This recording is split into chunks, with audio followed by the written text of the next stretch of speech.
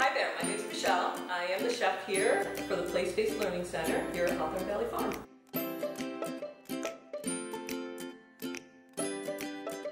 Today we're going to do a bulk recipe. It'll make 4 to 5 quarts of granola, which we'll keep in an airtight mason jar or any sort of container for months and months. Today we will be using our gluten-free certified organic oats.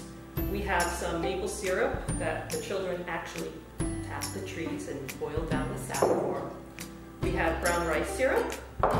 We have cinnamon, safflower oil, nutmeg, some almonds and walnuts, a little vanilla, a little salt, and some raisins or currants, sometimes we use too. We're just going to combine all the ingredients together. It's a very simple recipe. I like to start with the liquids first, just so I can whisk them all up together.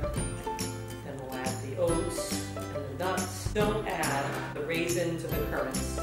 They'll go in after the granola is baked, and they have about 5 minutes left on them. Once you get the granola all spread out on your baking sheet, you can pop it into a preheated 375-degree oven for about 10-15 minutes.